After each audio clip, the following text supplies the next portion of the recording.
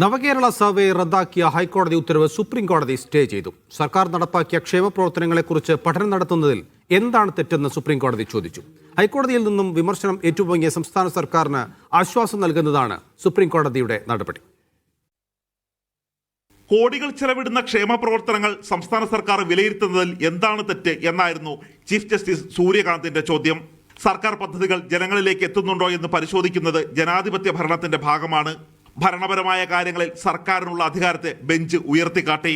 നവകേരള സർവേയെ എതിർത്ത് ഹൈക്കോടതിയെ സമീപിച്ച ഹർജിക്കാരായ മുബാസിന്റെയും KSU സംസ്ഥാന അധ്യക്ഷൻ അലോക്ഷ്യ സേവറിന്റെയും തടസ്സ ഹർജി സുപ്രീം കോടതി പരിഗണനയ്ക്കെടുത്തു. സംസ്ഥാന സർക്കാരിന്റെ ഭരണനിർവഹണത്തിലും വികസന കാര്യത്തിലും ഹൈക്കോടതി അനാവശ്യ ഇടപെടൽ നടത്തിയെന്നും പൊരുത്തക്കേടുള്ള വിധി സ്റ്റേ ചെയ്യണമെന്നും സർക്കാരിന് വേണ്ടി ഹാജരായ കപിൽ സിബൽ ആവശ്യപ്പെട്ടു. സർക്കാരിന്റെ ഈ ആവശ്യം അംഗീകരിച്ചതോടെ ഹൈക്കോടതിക്കുള്ള പരോക്ഷ വിമർശനവുമായി മാറി. നവകേരള സർവേയിൽ പങ്കെടുക്കാൻ CPM പാർട്ടി സെക്രട്ടറി ആഹ്വാനം ചെയ്തെന്നും ഇതിന് പിന്നിൽ രാഷ്ട്രീയമെന്നുമായിരുന്നു ഹർജിക്കാരുടെ വാദം. ഒരു രാഷ്ട്രീയ പാർട്ടി സർക്കുലർ ഇറക്കി എന്നുള്ളതുകൊണ്ട് മാത്രം നയപരിപാടി റദ്ദാക്കാനാവില്ലെന്ന് ബെഞ്ച് നിരീക്ഷിച്ചു. 20 കോടി രൂപ പൊതുപണം ഉപയോഗിച്ച് പ്രചാരവേല സംഘടിപ്പിക്കുകയാണെന്ന് ഹർജിക്കാർ ആവശ്യപ്പെട്ടതോടെ ഇക്കാര്യത്തിൽ കോടതി സർക്കാരിൽ നിന്നും റിപ്പോർട്ട് തേടി. ഹർജിക്കാർക്ക് കോടതി നോട്ടീസ് അയച്ചു. ഏപ്രിൽ 13 ഹർജി വീണ്ടും പരിഗണിക്കും. തെരഞ്ഞെടുപ്പ് പ്രഖ്യാപനത്തിന് മുമ്പ് ഹൈക്കോടതിയുടെ ഇടപെടൽ ഉണ്ടാവില്ലെന്നും ഇതോടെ ഉറപ്പായി. മീഡിയ 1, ഡൽഹി.